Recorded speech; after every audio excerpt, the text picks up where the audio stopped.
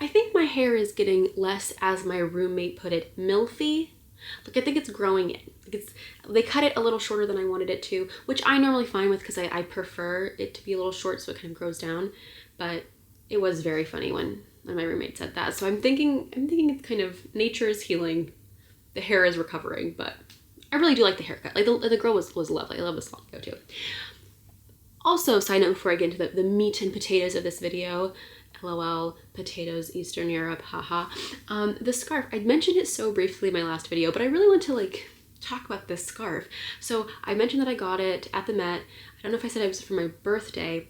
Last year, I went to the Met and they had the Van Gogh cypresses, like an exhibit on all the like cypress stuff that he has. So they had his pencil sketches and his other work, and I got this big beautiful scarf. And I've seen, this is the second exhibition of his, or I don't know what you call it, I'm not like an art world, like I like art, but I don't know like the terms, you know? But this is the second exhibition I've seen where they like focus in on like one of the things he creates. I think it's so interesting that they do this with Van Gogh, where they like, they'll be like, oh, he did the sunflowers. Oh, he did the cypresses. Oh, and then the one I saw in Amsterdam was the olive groves. And I think it's fascinating how they're like, he's more than just the sunflower man, you see, here's all the other stuff he does. But they had a lot of his really beautiful paintings, and I'm really excited. One of the reasons why I love not only his beautiful paintings, like the story of this person, the kind of mythos around him, but also I love Hannah Gadsby when she talks about like his painting and the idea of like medication and how, I don't know, watch Hannah Gadsby. I can't remember if it's actually her full set, but it's really beautiful what she said, and talking about how like this to assume that a tortured artist shouldn't take medication, and in fact, perhaps the medication is what allowed Van Gogh to be so prolific, and like this way that he saw color, the way that he saw the world. Just watch it, it's so good. But also one of my favorite Chinese poets has like, I think Under the Arl Sun is the name of the translation of the name, and in it talks about Van Gogh's poetry, and it's one of the poems that like really like got me more interested in poetry. I'm just talking so much about something that is so irrelevant to the video, but basically Van Gogh, big fan, love his work. You go girl. And this scarf is cool. Thanks for watching. Okay, actually, what's this video about? This video is about my reading plans for the summer.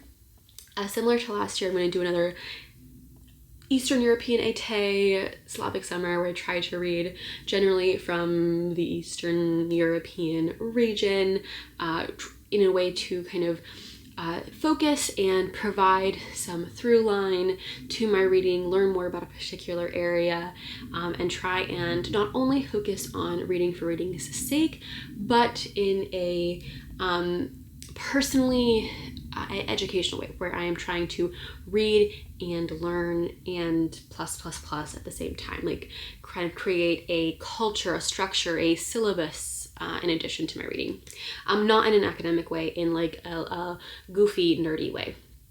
And so last year I didn't make that many videos about it. And I really want to kind of maybe up the quantity of videos and do more like reading vlogs, so that I'm including, you know, maybe I didn't finish a book, but I'm reading it, so I want to talk about it. And similar to last year, I want to do kind of, like I said, like little extracurriculars. I'll talk about one that I'm doing now shortly.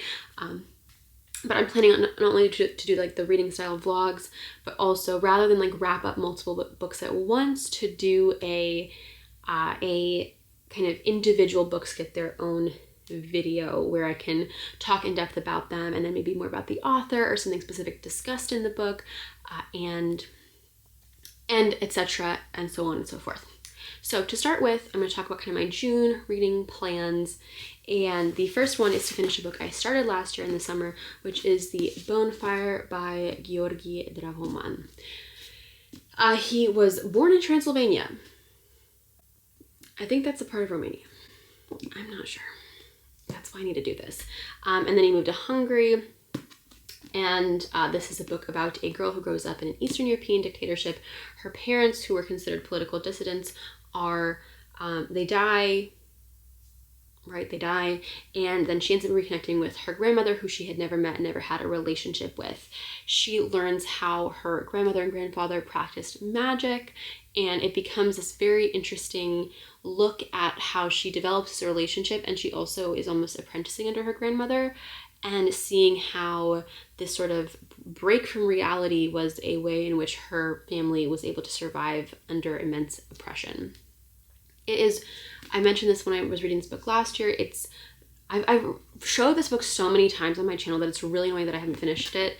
I'm a little over halfway through, and I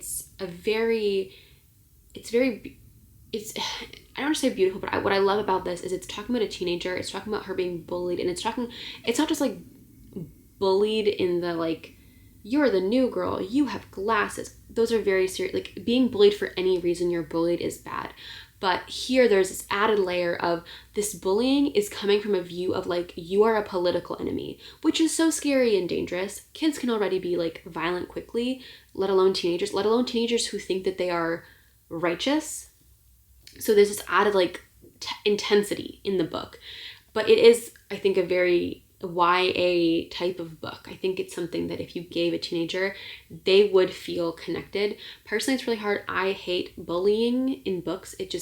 Bullying in books, bullying in real life, like it's one of those things that makes my spine like, you know, but it's really cool. It's not I'm this far in, and I can't say that there's much of a exact plot. There's not like a thing driving the story forward outside of like her learning things. I think we're starting to maybe get it, but also we might not be. This might just be a book that is very kind of slow-paced learning about things. I don't know yet, but I'm still enjoying it. I don't dislike the writing. I did have to pause when I was reading yesterday because it was getting to a part that could be embarrassing, and I don't. When the main character gets embarrassed, like it's another thing that I have a lot of difficulty getting through. So this is what I'm currently reading first on my list. And with that, I will bring in my activity for this part of the summer.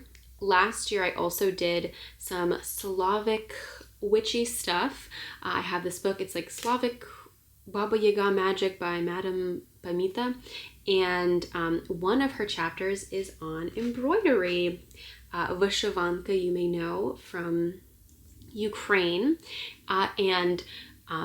So I have begun doing some embroidery. This one is directly from the book. I think the pattern in the book is wrong because it didn't actually work out, but I was able to kind of do something with it. And then this was based off of something I got on Pinterest. I added a bunch of like flutsum or whatever it's called. It was originally just like the 4 outer squares and a square in the center, and then I popped off, sis. Similar, this, it was like a rhomb on Pinterest I found, and I added some. This one I found on Pinterest. People have put up patterns and then gave like associated names, you know, like do this if you're Anastasia. I'm not an Anastasia, but if you're an Anastasia, you can do it. And so I'm doing the one for my name. I think because I've seen multiple ones with like the same name and different patterns, I think it's just people creating these patterns and then letting people access them, and then you can make it for a friend. The reason I bring that up is because in Ukraine, there is a huge regionalness to some of the designs and colors and shapes that are used, and there is like meaning. For example, this one, I think it's supposed to, like, in its raw form without all my nonsense, mean like represent family. And I can't remember what this one represents, but I can look it up. Oh my gosh, the power of technology and taking photos of books. I had to take the photo so I could remember the pattern because I couldn't bring the book with me. Watch me actually not have taken. Oh, there we go. So this is Zori, morning star. It is the 8-pointed starburst symbol representing the ancient morning star or dawn, a spirit who protects one from evil, disease, and weakness. Stars scattered on a sleeve represent the orderly and harmonious structure of the universe. Incorporating Zori into your oberehi will encircle you with peace, calm, love, and protection. there we go. I'm hopefully incorporating that. And there's specific rules about like when you should do it, when you should be cross-stitching, the state of mind you should have, but it's been so much fun, and I'm actually really excited to continue doing this. I got a book off of Etsy that's like Eastern European designs, and this is so much fun. My mom's a knitter. She knits. Maybe I cross-stitch. Who knows? So that is the first book that I am reading this summer. The other two books that I have, this one is Red Closet, The Hidden History of Gay Oppression in the USSR. Also something that I started before, but I'm like literally on page 35. And this I mentioned last year. I don't know if I mentioned it in my like Eastern European videos, but I mentioned it in my video, like my June's Pride Month video, LGBTQIA+. And funnily enough, I think I mentioned two books in that particular video, and I have two of them now. I have this one, which I pre-ordered, and then I have She Will Call Me Woman, which is an anthology of queer voices from Nigeria, and I got that on Libby. I literally waited a year because I had ordered it when I first put it in, and I finally got that, so I'm listening to that now. But in terms of Eastern European stuff, this is going to be another book, again, kind of contextualizing. I'm really not excited, but I'm interested to make this video, especially right now, as